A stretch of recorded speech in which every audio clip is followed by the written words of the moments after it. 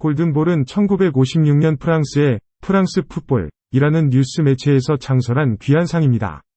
매년 세계 최고의 축구 선수를 선정하여 수여하는데요. 하지만 지난 시즌부터는 한 시즌 동안의 활약만을 고려하여 결과를 도출하고 있어 이 변경은 큰 영향을 미치게 되었습니다. 가장 큰 혜택을 받는 사람은 바로 카림 벤제마입니다.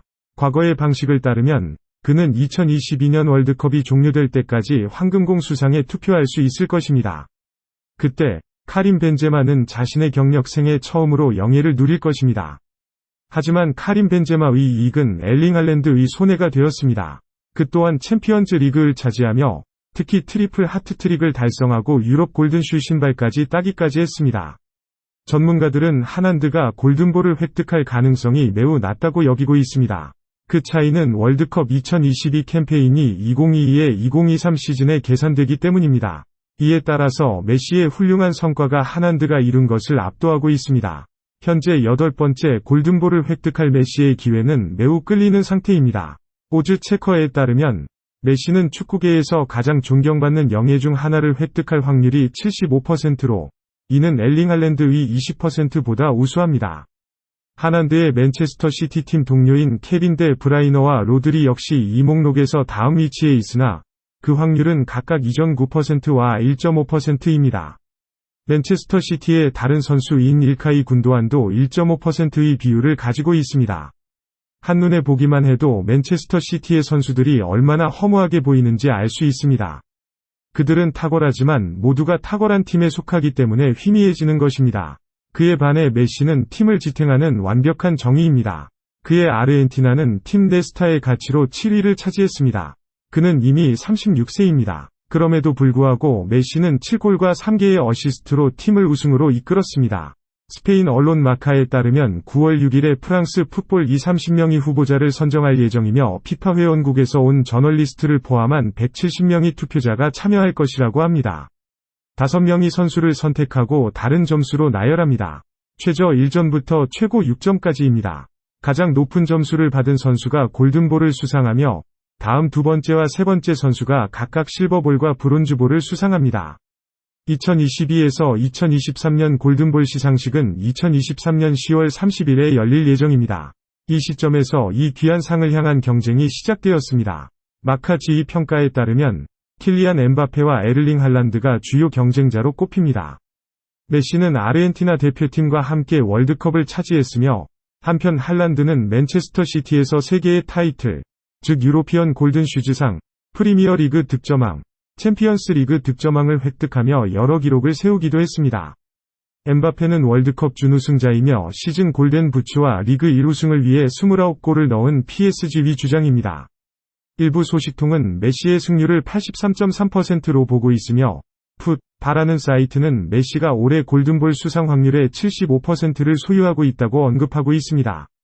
아이러니하게도 메시 본인도 자신의 골든볼 수상에 대한 흥미가 사라졌다고 인정하고 있습니다. 그는 국가대표팀과의 성과에 흥미를 느끼며 그것을 달성했습니다. 나는 여러 번 말했지만 골든볼상은 내게 중요하지 않습니다. 나에게 중요한 것은 팀의 타이틀입니다. 내 경력 동안 모든 것을 행운이 따라줬습니다. 그리고 월드컵을 가진 후에는 골든볼에 대한 흥미가 더욱 떨어졌습니다. 골든볼상을 얻어도 좋지만 그렇지 않아도 문제 없습니다. 메시가 말했습니다. 하지만 메시야, 모든 것은 너 때문이야. 너무나 뛰어나서 그래야지. 이제 약간 못하게 해야 해. 그렇지 않으면 메시가 미국에서 뛰고 있는 동안 프랑스 풋볼 잡지가 제9회 골든볼상을 수여할 수도 있어.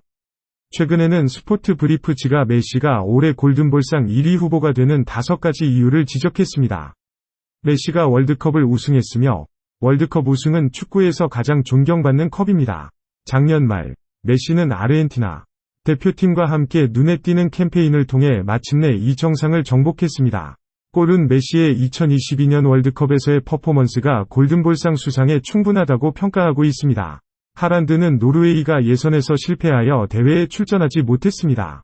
메시, 월드컵에서 빛나다. 월드컵뿐만 아니라 메시를 높이 평가하는 이유는 그의 이 대회에서의 활약입니다.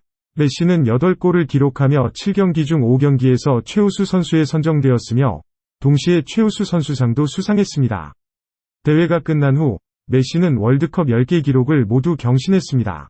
가장 많은 출전 선수, 가장 많은 골 기여, 모든 라운드에서 골을 넣은 첫 번째 선수 등이 포함됩니다.